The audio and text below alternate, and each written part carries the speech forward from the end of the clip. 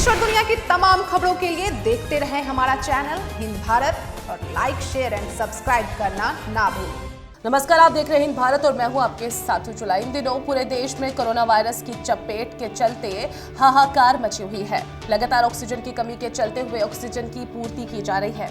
ऐसे में छत्तीसगढ़ जो है एक महत्वपूर्ण केंद्र बनकर सामने आया है और सिर्फ अपने ही राज्य नहीं बल्कि दूसरे राज्यों के लिए भी ऑक्सीजन की सप्लाई कर रहा है। कोरोना संक्रमण के कारण देश भर में ऑक्सीजन सिलेंडर के लिए हाहाकार मचा हुआ है। वहीं छत्तीसगढ़ कई राज्यों में ऑक्सीजन की आपूर्ति का महत्वपूर्ण केंद्र बनकर सामने आया है।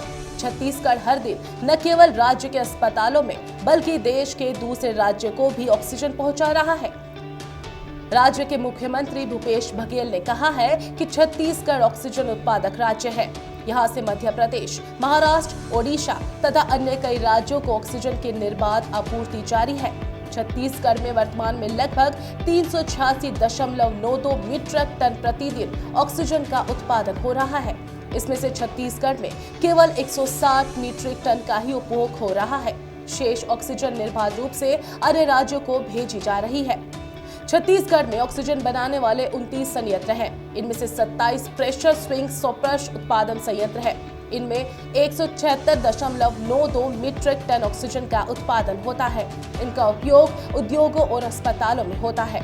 लेकिन सर्वाधिक लिक्विड मेडिकल ऑक्सीजन का उत्पादक राजधानी रायपुर से 30 किलोमीटर दूर स्थापित भिलाई इस्पात संयंत्र और उसकी साझेदारी वाले एक उपकेंद्र में होता है। आपको बता दें, ये संयंत्र 1959 में शुरू हुआ था और आज देश में 260 मीटर की रेल की सबसे लंबी पटरियों के एकमात्र आपूर्तिकर्ता इस कारखाने की वार्षिक उत्पादन क्षमता 31,53,000 टन है। इसके अलावा इस संयंत्र में ऑक्सीजन का भी उत्पादन होता है। भारत के पहले प्रधानमंत्री पंडित जवाहरलाल नेहरू ने 1955 में बिकारो, भिलाई और राउरकेला में इस्पात संयंत्र की स्थापना का फैसला किया था और इसे आधुनिक भारत का तीर्थ कहा जाता है। तत्कालीन मध्य प्रदेश के छोटे से गांव भिलाई में इस्पात संयंत्र की स्थापना तत्कालीन सोवियत संघ की मदद से दूसरे पंचवर्षीय योजना के अंतर्गत की गई थी। देश के सबसे पहले इस्पात संयंत्र के निर्माण की प्रगति देखने के लिए नेहरू पहली बार 1957 में जब भिलाई पहुंचे तो उन्होंने कहा, भिलाई भारत का भविष्य है और इस सपने को साकार होते हुए देखना अच्छा लगता है।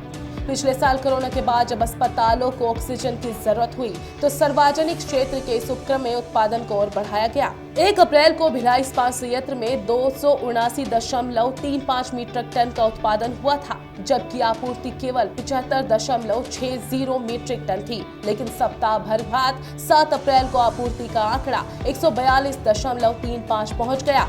देश भर में जैसे जैसे ऑक्सीजन की मांग बढ़ती गई, आपूर्ति के आंकड़े भी बढ़ते चले गए। 10 अप्रैल को भिलाई से 293.12 मीट्रिक टन ऑक्सीजन की आपूर्ति की गई। हालांकि राज्य के अस्पतालों में भी ऑक्सीजन को लेकर विपक्षी दल के पास कई सवाल हैं, लेकिन स्वास्थ्य विभाग के आंकड़े बताते हैं कि राज्य में 1 मार्च को कोरोना के सक्रिय मरीजों की संख्या 2,880 थी। इसमें भी अधिकांश मरीज होम आइसोलेशन थे।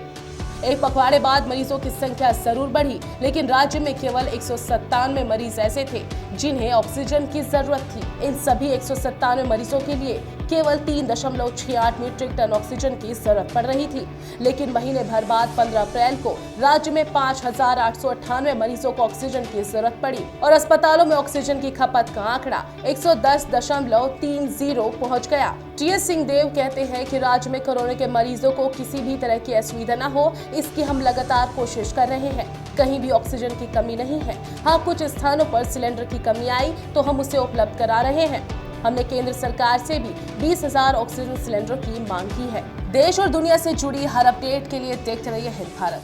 देश और दुनिया की तमाम खबरों के लिए देखते रहें हमारा चैनल हिंद भारत और लाइक, शेयर एंड सब्सक्राइब करना ना भूलें।